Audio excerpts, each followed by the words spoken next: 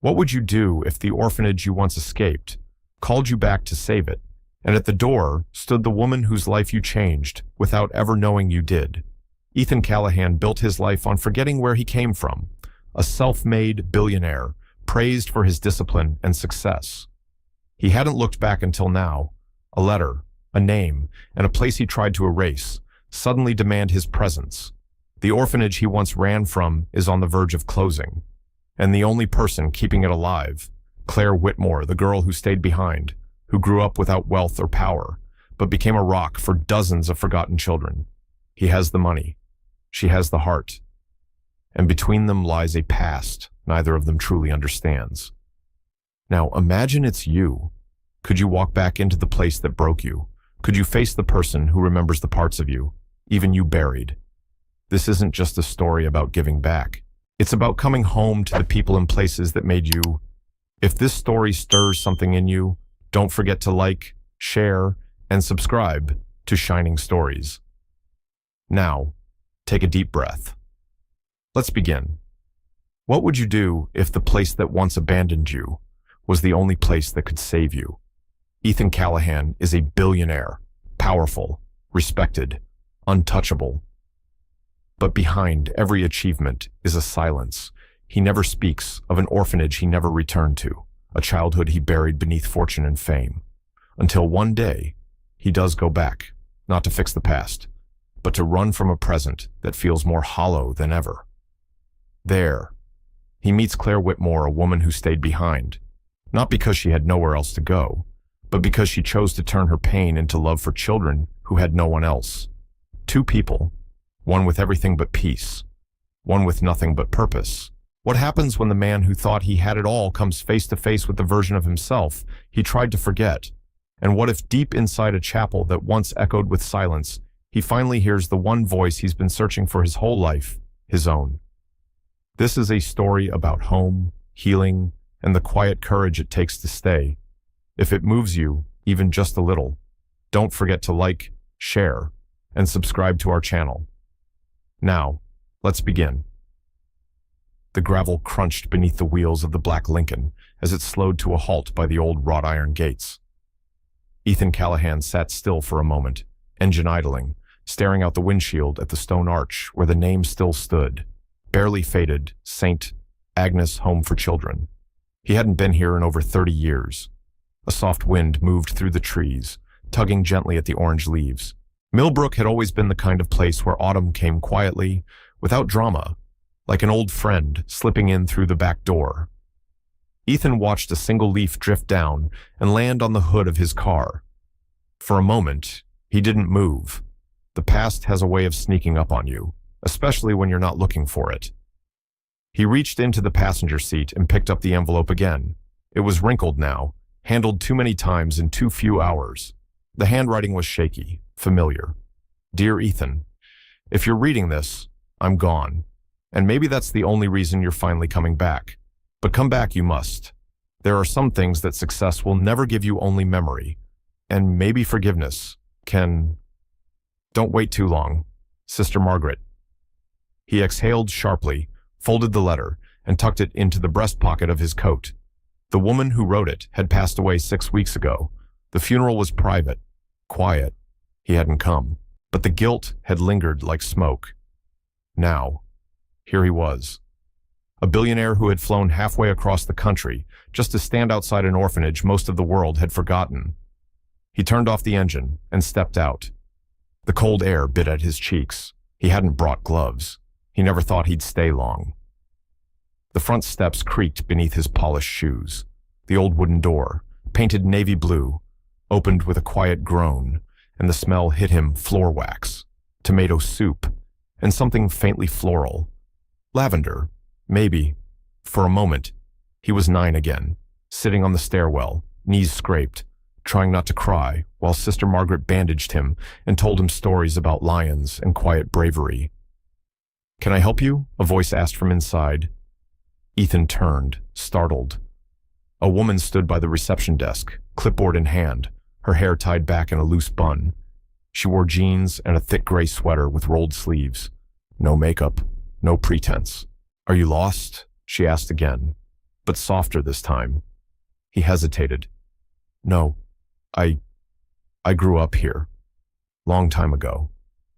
Her expression changed curiosity, replacing caution. Then you're home, she said with a kind smile. Welcome back. She walked around the desk and extended her hand. I'm Claire Whitmore. I run the day program. He took her hand, warm, steady, firm. Ethan, he replied. He didn't add a last name. He didn't need to. Come in, she said, gesturing him down the hallway. We just finished lunch. The kids are in crafts. Unless you'd rather sit in the chapel. It's quieter. Chapel. He hadn't thought about that place in years. The little pews, the cracked stained glass, the creaky floorboard, third from the back. Actually, he said, I wouldn't mind seeing the rec room. Claire led him down a corridor that hadn't changed much. The linoleum had been redone, and the walls had a fresh coat of paint, pale yellow, but the bones were the same. They passed a bulletin board cluttered with finger paintings and schedules. One corner held a photo of Sister Margaret, smiling beneath her veil, holding a birthday cake. Claire noticed his pause. She was one of a kind, she said softly, tough as nails, but she loved this place more than anything. Said she only ever had one regret. Ethan swallowed. What was that? Claire shrugged. That she couldn't convince a certain boy to come back? Ethan didn't answer. They stepped into the rec room. It was quieter than he remembered. Bright, too. Sunlight slanted through tall windows, falling across a carpet filled with building blocks and puzzles. 4 or 5 kids were scattered around, drawing, giggling, humming to themselves. One boy sat in the corner, rocking slightly, hands flapping. Claire followed his gaze. That's Jacob.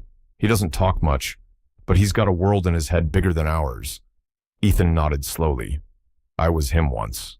She looked at him for a long moment, but said nothing. Instead, she walked to the bookshelf, pulled out an old worn volume, The Lion and the Lamb, and set it on the table. I think this used to be yours, she said quietly. His fingers brushed the cover, and just like that, something shifted inside him. The hallway stretched longer than he remembered. Funny how memory shrinks places with time, sanding down the corners and softening the details. Ethan walked in silence beside Claire, their steps echoing faintly off the tiled floor. The smell of crayons and old wood filled the air. He hadn't realized how much he missed it until now. They passed by a classroom, with the door slightly ajar. Inside, a little girl was trying to cut paper hearts with oversized safety scissors, tongue sticking out in fierce concentration. She's new, Claire said. Her name's Lily. Came in 2 weeks ago after her mother was arrested. Ethan glanced back. She doesn't talk much either, Claire added, voice gentle. But she draws a lot. Sometimes, that's the only way they know how to speak. Ethan didn't say anything. His throat had tightened without warning. When they reached the old common room, now a modest library, Claire paused. I'll give you some space. No, it's okay, he said, almost too quickly. You don't have to go. She nodded and stepped aside as he walked slowly through the room. The chairs were newer, but the fireplace was the same. Someone had left a mug of cocoa half drunk on the windowsill. The smell of cinnamon lingered in the air. He ran a hand along the edge of the wooden mantel. I used to sit here, he murmured. Every Wednesday night, Sister Margaret would read The Little Prince. I thought it was boring at first. Then I realized it wasn't about the prince at all. It was about the pilot. Claire smiled. It was her favorite. He turned toward her. You knew her well. Claire walked over and sat on the arm of one of the old chairs. She raised me too, not here. I was placed in foster care after my parents died, but she checked on me every month. And when I turned 18, she brought me here as a volunteer. I never left. Ethan studied her more carefully now. Her voice had that quiet strength, like someone who'd learned to live with pain without letting it define her. Why stay? He asked. You could be anywhere, doing anything. Claire looked down, then back up, because somewhere out there is another version of me. Scared, alone, needing someone to believe they matter. Her words hit deeper than she knew. Ethan looked away, but not fast enough. Claire caught the flicker in his eyes. "Did you ever come back?" she asked gently. "Before today," he shook his head. "No. I built a life as far from here as I could, thought it meant I'd made it." "And did it?" Ethan didn't answer right away. He walked to the bookshelf and ran a finger along the spines. Some titles hadn't changed in decades. Others were newer, bright, hopeful. "I have 3 houses," he said finally. "None of them feel like this." Claire didn't press him. She just let the silence speak for itself. Then, a voice called from the hallway. "Miss Claire." A boy with sandy blonde hair and glasses ran in, holding a piece of cardboard covered in glue and feathers. "Look, I made a phoenix." Claire knelt beside him. "That's incredible. Sam, what does it do?" "It rises." Sam beamed. "From the ashes. It never gives up." Ethan watched the exchange with a strange ache building in his chest. He hadn't felt this way in years. Not in boardrooms, not at charity galas, not even on the nights he tried to sleep in silence so thick it hurt. Claire ruffled Sam's hair and sent him back to class, then turned back to Ethan. "Some kids make paper planes. Some make phoenixes. Depends what they've lost, I guess." He smiled faintly. "You're not what I expected." Claire raised an eyebrow. "What did you expect? I don't know," Ethan said. "Someone tired, jaded. Bitterness tends to stick around places like this." She laughed softly. "Oh, I get tired, but bitterness." She shook her head. "There's no time for it when a child needs you to notice they made a phoenix." They stood there for a while, saying nothing more. Outside, the wind carried the rustle of leaves. A bell rang from the east wing. "Nap time. I should get going," Ethan said at last. Claire walked him to the front door. Before he stepped out, she handed him a small object. It was a bookmark, laminated. On it was a crayon drawing of a lion and a child. The name written at the bottom in messy block letters, "Ethan." "I found it in the archives a few years ago," Claire said. "Didn't know who he was. Until today." Ethan stared at it, emotions rising like a tide he couldn't hold back. "Thank you," he said softly. She opened the door, and a breeze swept past them. As Ethan stepped outside, he glanced back once. Claire stood in the doorway, arms folded loosely, watching him, not with judgment, with understanding. Ethan didn't sleep well that night. He'd checked into the old inn by the lake, the willow lantern, where lace curtains still hung stiffly in the windows, and the floors creaked with every step. The bed was firm. The room smelled faintly of cedar and mothballs. But it wasn't the room that kept him awake. It was the bookmark. He'd placed it on the nightstand beside a glass of untouched water, but even in the dim light, the lion's crayon mane and clumsy lettering seemed to glow. Ethan. He didn't remember drawing it. He didn't remember feeling brave enough to draw anything back then. He remembered fear, silence, that ache of being invisible in a world that only saw noise. But maybe, just maybe someone had seen him. The next morning, he returned to St. Agnes unannounced. Claire was in the yard with the kids, raking leaves into giant piles. A few of the children had taken to jumping into them with wild delight, scattering them all over again. Claire didn't stop them. She looked up when she saw him, a flicker of surprise passing through her features before she smiled. "Back already," she called. "I forgot what fresh air felt like." Ethan replied. Claire handed him a rake. "Then, make yourself useful." He hesitated only a moment before taking it. The wood felt rough in his hand, honest somehow. He worked beside her in silence, clearing a long row along the fence. After a while, Claire spoke again. "You always rake in dress shoes." Ethan glanced down. Occupational hazard. She grinned. "Try sneakers next time. You might enjoy yourself." He found himself smiling despite himself. One of the smaller boys, David, maybe 6, ran up with leaves stuffed down his sweater. "Miss Claire, I'm a scarecrow," he shouted, arms stiff, eyes wide. Claire gasped dramatically. "Heavens protect the crops." David cackled with laughter before darting off. Ethan leaned on the rake. "You're good at that." "At what?" "Knowing what they need." Claire paused. "It's not about knowing. It's about listening. Most people don't realize how loud silence can be." The words hung in the crisp autumn air. Ethan looked at her more closely now. You said you were placed in foster care. How long were you there? All of my childhood, she answered. 4 homes, 2 schools a year. But Sister Margaret always checked in. She sent books, letters. Once, a coat. Why you? Claire shrugged. I never asked. Maybe she saw something. Or maybe she remembered what it felt like to be forgotten. Her voice was quiet now, and Ethan noticed her eyes weren't looking at him, but somewhere far away. I used to sit by the chapel window, he said suddenly, waiting for a mother who never came. Claire turned to him gently. Did anyone know you were waiting? Ethan didn't answer. But in that silence, she understood. They finished raking in companionable quiet. Afterward, Claire invited him in for tea. The kitchen was bright, the table old and sturdy, worn at the edges where generations of small hands had gripped its corners.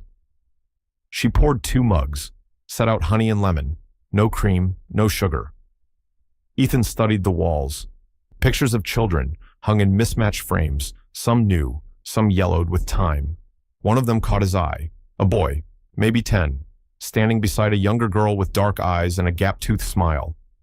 That was Claire and Emily, she said, noticing his gaze. You had a sister. Claire nodded. She died when we were 12. Pneumonia. We were in the same home, but they couldn't afford antibiotics in time.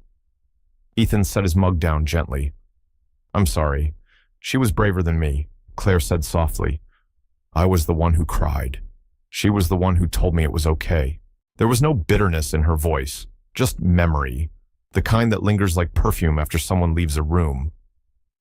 Did you ever want your own family? Ethan asked before he could stop himself. Claire looked at him, then down. I did. Still do. But I've stopped thinking it has to look a certain way.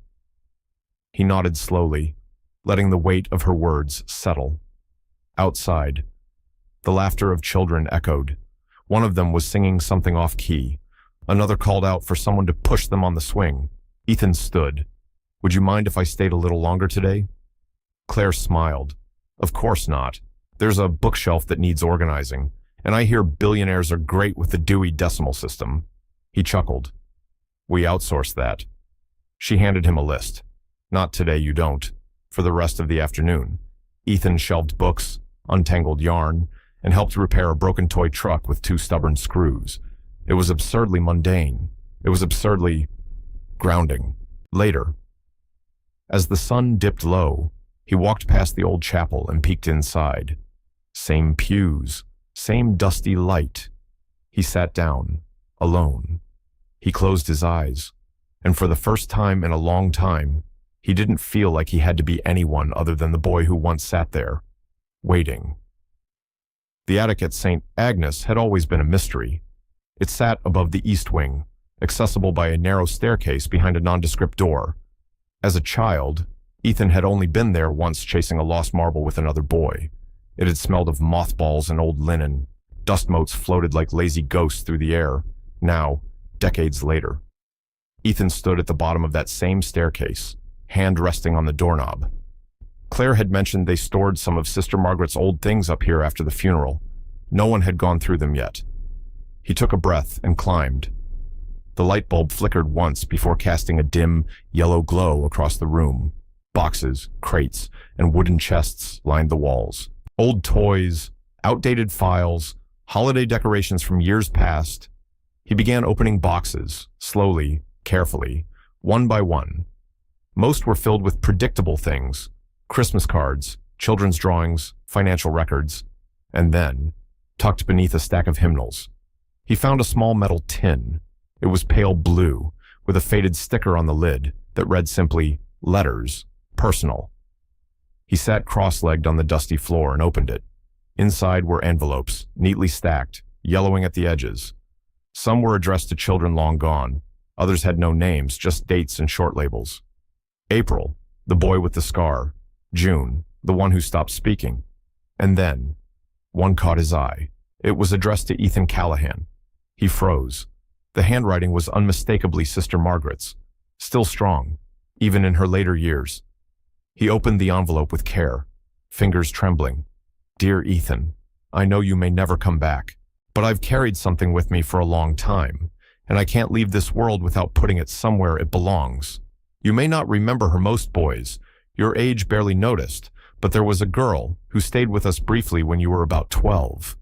Her name was Claire Whitmore. She was small, frightened, barely spoke above a whisper. You were the one who found her crying under the kitchen table.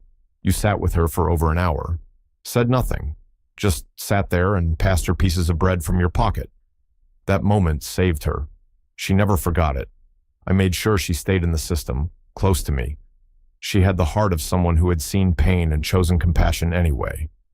Years later, when she asked to work here, I knew why. She came back looking for the boy who had once saved her. She never found him. Maybe now. She already has. With all my love." Sister Margaret. Ethan stared at the page, the attic falling into silence around him. He didn't remember that day. But now suddenly, he did remember hiding under the table himself. The thick legs of the wood, the smell of peanut butter, the weight of silence between two kids who didn't know how to speak, but knew how to sit still together. Claire. A strange rush of warmth and regret coursed through him. Had he really been the beginning of her path? And all these years, he'd had no idea. He looked down at the rest of the letters, dozens of them, stories untold, acts of quiet heroism and pain, written down by a woman who never sought credit. Carefully, he returned them to the box, sealed it, and carried it down the stairs. He found Claire in the chapel, lighting candles before the evening service. She turned at the sound of his footsteps. "Hey," she said, surprised. "I thought you went into town." "I found something," Ethan replied. His voice was low. She noticed the change in his tone and walked toward him. He held out the letter. Claire took it with hesitant hands. As she read, her face went still. When she finished, she didn't speak right away, just folded the letter and held it to her chest.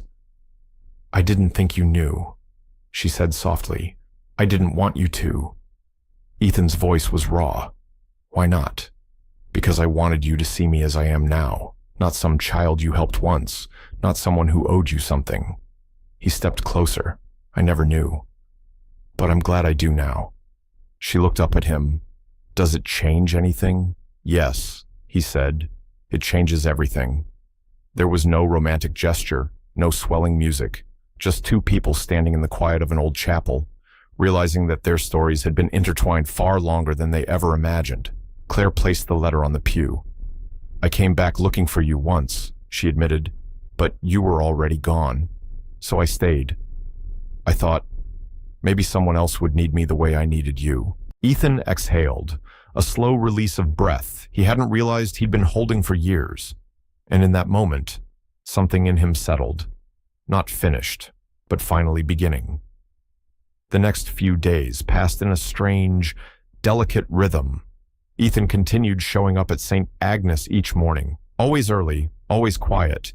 He helped organize shelves, fix broken toys, and even planted tulip bulbs with Lily in the garden beds. The children had grown used to him, even fond of him in their own quiet ways. Claire, however, had grown distant, not cold, not rude, just quieter, measured. She no longer lingered in conversations, no longer sat beside him at lunch or walked with him past the chapel. And when he looked at her, truly looked, he saw something he hadn't noticed before: restraint. She was building a wall, and Ethan, despite everything he had learned, wasn't sure how to climb over it. One morning, a town car pulled into the driveway of St. Agnes. The driver stepped out and handed Ethan a sleek leather briefcase. "Sir, your lawyer added the documents." The driver said, "They're ready for signing whenever you are." Claire was nearby, helping David tie his shoes. She glanced toward the car, eyes narrowing. Ethan saw it, the moment of recognition, and then the look, not fear, not curiosity, but disappointment. He approached her later, in the staff kitchen. "You saw the car. She was rinsing mugs in the sink. It was hard to miss." "I've been working with a few contacts," he said cautiously, thinking about funding repairs, maybe expanding the dormitory. Claire turned off the tap. Is that what the briefcase was for? Yes, Ethan said. I wanted to surprise you. She faced him. Surprises are fine. Ethan, but this place doesn't need saving. It needs respecting. He stepped back, caught off guard. I wasn't trying to take over. You didn't tell me, she said, voice calm but firm. You brought your lawyers. Your name, your reach, without asking how we do things here. I thought I was helping. No, she said. You thought helping meant control. The words hit hard, not shouted, not cruel, but true. Ethan stared at her. You don't trust me. Claire exhaled slowly. I want to. But men with power always walk in with the same look. You're not the first. They say they care, but in the end, they leave a signature and walk away. I'm not like them. She paused. Then show me. He clenched his jaw. I've built empires with my name. And you think I'm just here to sign and disappear, I think, Claire said gently, that you're not sure why you're here. Not really. And until you are, I need to protect what's already working. He looked at her, stunned by the sudden distance between them. She wasn't attacking him. She was defending something bigger than herself. And he hated how much that made sense. Later that afternoon, Ethan drove back to the inn. He didn't return the next day, or the day after that. He paced his suite, read the letter from Sister Margaret again and again, and replayed every word Claire had said. You thought helping meant control. Was it true he'd arrived hoping to find peace, redemption, maybe, but had he brought with him the same blind need to fix what wasn't broken? On the third day, Lauren called again. We need to finalize the agreement in Singapore. Your silence is putting us at risk.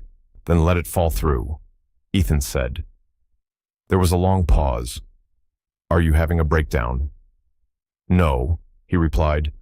Maybe for the first time. I'm waking up. That night, Ethan returned to the chapel at Singachi's Agnes. No one saw him. The lights were off. The pews were empty. He sat where he always had, third from the back, right side. The creaky floorboard welcomed him like an old friend. He folded his hands, not in prayer, just in stillness. I don't want to control things, he whispered aloud. I want to belong. The words surprised him, but they were true.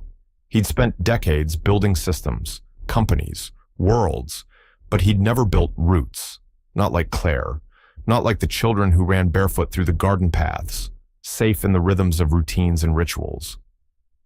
And now, he wasn't sure if he still had a place among them. The sky over Millbrook had darkened early that day. Storm clouds hung low, thick with unshed rain, casting long shadows across the grounds of St. Agnes. Wind rattled the old shutters as Ethan parked at the edge of the driveway. He wasn't sure what made him come back. Maybe it was guilt, or longing, or something else he hadn't yet named. The main hall was quiet when he stepped in, the usual hum of laughter replaced by the soft sound of rain tapping the windows. Claire was nowhere in sight. He made his way down the hallway, past the art room, when he heard a sharp, muffled sound, a thump, then another, like something striking a wall. He followed the noise and found the door to the supply closet cracked open. Inside was Jacob, the boy who rarely spoke, now huddled on the floor, rocking back and forth. Crayons were scattered everywhere. A paper he had been drawing on lay torn in pieces. Ethan stepped inside cautiously. Jacob, he said softly. The boy flinched, but didn't look up. Hey, it's okay. I'm just here to help. Still no response. Ethan knelt down, careful to leave space. He watched as the boy's small hands gripped his sleeves tightly, trying to breathe through clenched teeth. And then, for a moment, Ethan saw it. Not Jacob, himself. A boy on the edge of control. A boy who didn't have the words, who didn't know how to ask for comfort. He felt his throat tighten. Slowly, Ethan sat beside him, mirroring the boy's posture, legs crossed, hands open. They stayed like that for minutes. No words, no movement, just stillness. Then, Jacob shifted, slightly. His shoulder brushed Ethan's, and Ethan felt it, an invisible thread. Fragile, but real. I used to hide too, Ethan said gently, when it got too loud, or too quiet, or when the feeling got too big. Jacob's breathing slowed. I didn't know what to call it back then. Ethan continued, but I remember it felt like I was the only one who'd ever felt that way. He reached into his coat pocket and pulled out the old bookmark, the one with the lion and the child. This was mine, he said. I made it when I was about your age. I don't remember doing it, but someone saved it for me, like it meant something. Jacob turned his head, eyes glassy but focused now. Ethan placed the bookmark gently on the floor between them. You don't have to talk, he said. You don't even have to stay. I just want you to know, you're not alone. Jacob stared at the crayon lion for a long time. Then, he picked it up and held it to his chest. And Ethan unexpectedly, uncontrollably, felt tears rising. He turned away, ashamed for a moment, until he felt a small hand press against his arm. Jacob hadn't said a word, but he had seen him. Claire found them like that 10 minutes later. Ethan stood slowly, brushing dust off his coat. Jacob had curled up with the bookmark, asleep now on a blanket Claire must have placed earlier. She looked at Ethan. What happened? He hesitated, then whispered, I met myself 40 years ago. Claire didn't reply. She didn't have to. That night, the storm finally broke. Rain poured over the roof, thunder cracking far in the distance. But inside the chapel, Ethan lit a candle and sat in silence. No expectations, no script, just him, and the echoes of a boy who had waited too long for someone to come back. The following morning, Ethan arrived early, before the sun crept over the hills, before the children stirred in their beds, before even the kitchen lights flickered on. He wasn't carrying a briefcase, no contracts, no suits. Just a warm wool sweater, jeans, and a cup of coffee he'd made himself for the first time in months. He stood by the garden bench, staring out at the dew-covered grass. It glistened in the soft gray light, fragile and alive. Claire found him there just before 7. You beat me in, she said. Surprised, I couldn't sleep. She nodded. Then, after a moment, Jacob's doing better. Ethan looked up. I'm glad. They stood in silence for a while. I'm not here to fix things anymore, he said. I don't want to throw money at memories. I want to earn something here, if there's anything left to earn. Claire studied him, uncertain at first, then softened. We need help fixing the chicken coop. He smiled. That I can do. And so, Ethan stayed, not just in presence but in spirit. He began helping with everything, patching window screens, tutoring Sam in math, cleaning up after painting projects. He drove Lily to her therapy sessions when the regular driver called out sick. He started showing the older boys how to build simple shelves with leftover wood. At first, some of the kids were hesitant. They weren't sure who this tall, quiet man really was. But he didn't try to impress them. He didn't promise anything. He simply showed up, day after day. When Jacob had another episode, Ethan didn't panic. He just sat on the floor again, like before, and waited. The other children began to notice. So did Claire. One afternoon, after a long day of repairs and laughter, Claire brought out 2 iced teas and joined him on the back steps. You're different now, she said, handing him a glass. I feel different. What changed? Ethan took a slow sip before answering. I stopped thinking I had to be the solution and started asking where I fit in. Claire nodded. We never needed a savior, just someone who stayed. He looked at her. Are you saying I'm allowed to stay? She smiled faintly. You're already here, Ethan. The question is, do you want to belong? He looked out across the yard. The swings were still moving gently, empty, but alive. I do, he said, for the first time. I really do. That evening, after the kids had gone to bed, Ethan walked into the main office and placed a sealed envelope on Claire's desk. Inside was a check, a large one, but it didn't have his name in bold. Just 3 words written in simple ink for the roots to grow. Claire found it the next morning and held it to her chest, smiling through tears. He never asked her if she accepted it. He already knew. By the end of the week, Ethan was assigned an official title by the staff facilities assistant. It was part joke, part respect, but he wore it like a badge. No fanfare, no press releases, just dirt under his nails and stories whispered by children in tree forts. It was Claire's idea to host the autumn festival. Nothing extravagant, just hay bales, caramel apples, paper lanterns, and a small fire pit for marshmallows. A way to give the kids something magical before the cold came in earnest. Ethan helped hang the lights, fixed the broken picnic tables, and even carved pumpkins with the older boys. His lion looked more like a lopsided house cat, but no one said a word. By the time dusk settled in, the yard glowed with soft amber lights. Children ran barefoot across the grass, faces sticky with cider and joy. Claire stood to the side, arms crossed, watching everything with quiet pride. "You made this happen," Ethan said, stepping beside her. She shook her head. "We did." He smiled. "I'm still not used to that word. You will be." Then she nodded toward the main table. "Come with me. The kids want to give you something." Ethan hesitated. Claire just took his arm and led him forward. The children had gathered in a semicircle, giggling and whispering. Sam stepped forward, holding something wrapped in brown paper and tied with yarn. "We made this for you," Sam said. Ethan crouched down and opened it slowly. Inside was a hand-painted sign on reclaimed wood with crooked but careful letters. "Welcome home, Mr. Ethan." He looked up, throat tight. I don't know what to say." Claire placed a gentle hand on his shoulder. "You don't have to." Then Jacob stepped forward, still silent, but in his hands was the bookmark, the one Ethan had given him in the closet weeks before. Jacob held it out. Ethan took it, confused. Then Jacob reached into his pocket and pulled out another bookmark. It had a new drawing, 2 lions, side by side, and a sun rising behind them. The kids clapped. Claire wiped her eyes discreetly. Ethan couldn't speak, not because he didn't have the words, but because the moment didn't need them. Later that evening, after the festival wound down and the stars began to pierce the sky, Ethan sat alone near the fire pit, poking at the embers. Claire joined him, 2 blankets in hand. She draped one over his shoulders, then sat beside him with the other.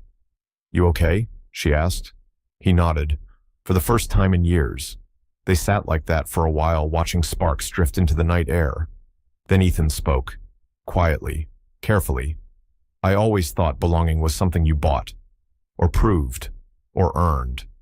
But I was wrong." Claire turned to him. "What is it then?" He looked at her. "It's given freely, but only when you stop asking for it like a transaction and start receiving it like a gift." She smiled. "I'm proud of you," she said, "and not because of what you've done, but because of who you've let yourself become." He nodded, and in the silence that followed, Ethan knew. He wasn't passing through anymore. He wasn't a guest. He was home. Snow came early that year.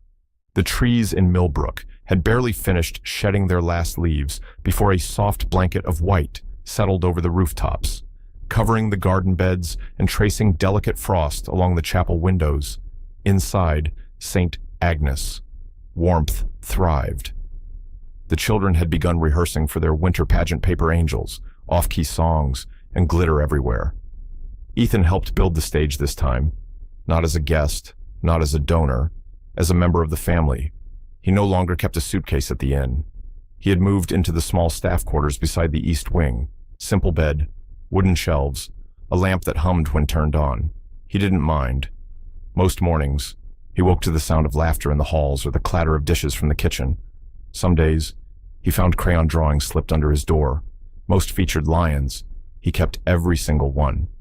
One snowy afternoon, he stood with Claire on the back porch, watching Lily teach Jacob how to catch snowflakes on his tongue. Sam was making snow bricks for a fort that never quite stayed upright. "They're getting louder," Ethan noted, smiling. "They're getting safe," Claire replied. She turned to him. "You know, the board officially approved your proposal." He raised an eyebrow. "The one about the community extension." She nodded. "The new wing will provide space for teen programs, family counseling, and a tech room, like you suggested." He looked thoughtful. Think they'll name it after me? Claire grinned. Only if you agree to lead the art classes every Friday. He laughed. Deal.